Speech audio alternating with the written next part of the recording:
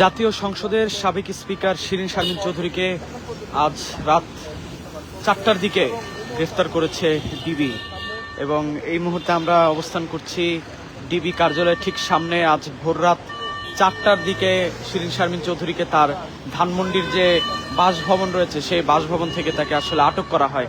এবং যেমনটি আসলে এখন পর্যন্ত আমরা জেনেছি, ডিবির অতিরিক্ত কমিশনার শফিকুল ইসলাম তিনি জানিয়েছেন যে শিরীন শারমিন চৌধুরীকে বৈষম্য বিরোধী আন্দোলনের মামলায় তাকে আসলে গ্রেফতার করা হয়েছে।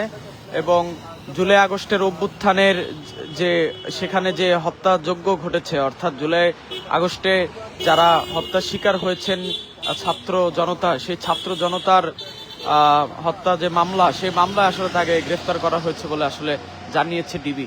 এবং আপনাদেরকে সবশেষ জানাতে চাই যে তাকে আজ ভোররাত 4টার দিকে ধানমন্ডির যে তার যে বাসভবন রয়েছে 8-এর A, সে বাসভবন থেকে তাকে গ্রেফতার করা হয় এবং গ্রেফতার করেই কিন্তু তাকে ডিবির কার্যালয়ে নিয়ে আসা হয়েছে। তবে এখন পর্যন্ত তাকে গ্রেফতার করার পর পরবর্তী প্রক্রিয়া কি হবে, তাকে কি করবে আসলে কি করবে তারা, সেটা এখন পর্যন্ত আসলে জানায়নি। তবে যেমনটি ধারণা করা হচ্ছে যে জুলাই অভ্যুত্থানের যে মামলা রয়েছে, সেই জুলাই অভ্যুত্থানের মামলার কারণেই মূলত তাকে গ্রেফতার করা হয়েছে। এবং বিশেষ করে তিনি যেহেতু রংপুর 6 আসনের সাবেক সংসদ সদস্য ছিলেন, সেই রংপুরের যারা জুলাই আগস্টের সময় যে ছাত্র জনতা হত্যাকাণ্ডের শিকার হয়েছেন সেখানে কিন্তু তার বিরুদ্ধে মামলা রয়েছে। এবং সেই মামলার প্রেক্ষিতেও তাকে আসলে গ্রেফতার করা হয়েছে বলে ধারণা করা হচ্ছে।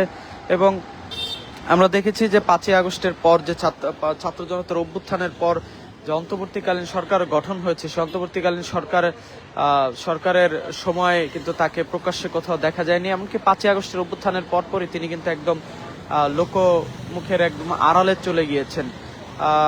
ঠিক তারপরে দীর্ঘ 17-18 মাসের যে অন্তর্বর্তী সরকার পরিচালনা করেছিল রাষ্ট্র, সে অন্তর্বর্তী সরকার গেল 12ই ফেব্রুয়ারি জাতীয় সংসদ নির্বাচন দিয়ে কিন্তু নতুন যে সরকার, অর্থাৎ বাংলাদেশ জাতীয়তাবাদী দল বিএনপির কাছে ক্ষমতা হস্তান্তর করেছে নির্বাচনের মধ্য দিয়ে।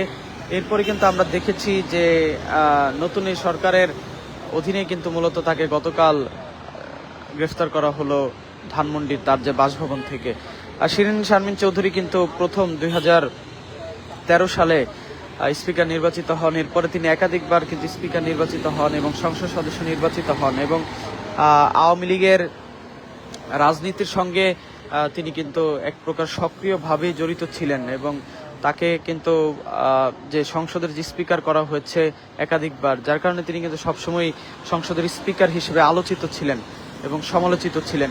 এবং এরপরে যে জুলাই আগস্টের অভ্যুত্থান হয়েছে, সেই অভ্যুত্থানের পরপর আমরা যেমনটি দেখেছি যে এরকম যারা রয়েছেন সংসদের প্রথম শ্রেণীর যারা, যেমন স্পিকার থেকে শুরু করে অনেকেই, এমপি মন্ত্রী অনেকেই কিন্তু গ্রেফতার করা হয়েছে। এবং তবে তাদেরকে গ্রেফতার করা হলেও কিন্তু গতকাল পর্যন্ত শিরীন শারমিন চৌধুরীকে আসলে গ্রেফতার করা হয়নি এবং অন্তর্বর্তী সরকারও কিন্তু তাকে গ্রেফতার করেনি।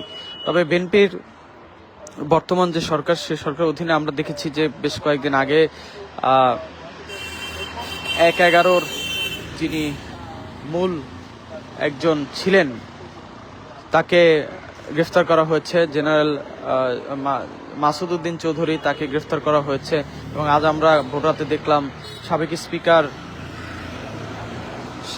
স্পিকার শিরীন শারমিন চৌধুরীকে গ্রেফতার করা হলো ভোর রাত 4টার দিকে তার ধানমন্ডির বাসভবন থেকে। এবং তার গ্রেফতারের খবর কিন্তু ইতিমধ্যে পুরোপুরি ছড়িয়ে গেছে। এবং তাকে এই যে ডিবি কার্যালয়ে দেখছেন, ডিবি কার্যালয়ে তাকে হেফাজতে রাখা হয়েছে। এখন পর্যন্ত আসলে বলা যাচ্ছে না তাকে আইনি প্রক্রিয়ায় কি করা হবে, রিমান্ডে নেওয়া হবে কিনা কিংবা আদালতে প্রেরণ করা হবে কিনা, এই সকল বিষয় কিন্তু এখন পর্যন্ত আসলে ডিবির পক্ষ থেকে আনুষ্ঠানিকভাবে কিছু জানানো হয়নি। তবে সবচেয়ে বড় খবর, তাকে গ্রেফতার করা হয়েছে গত রাত 4টার দিকে ধানমন্ডির তার যে বাসভবন রয়েছে সেই বাসভবন থেকে। এবং গ্রেফতার করেই কিন্তু তাকে এই যে ডিবি কার্যালয় রয়েছে সেই ডিবি কার্যালয়ে তাকে নিয়ে আসা হয়েছে। দর্শক, এই ছিল সবশেষ খবর সাবেক স্পিকার শিরীন শারমিন চৌধুরীর আটকের পর এখন পর্যন্ত সবশেষ আসলে যা জানা গেল সেটি আপনাদেরকে জানার চেষ্টা করেছি। আপনারা সকলেই বাংলাদেশ টাইমসের সঙ্গে থাকবেন।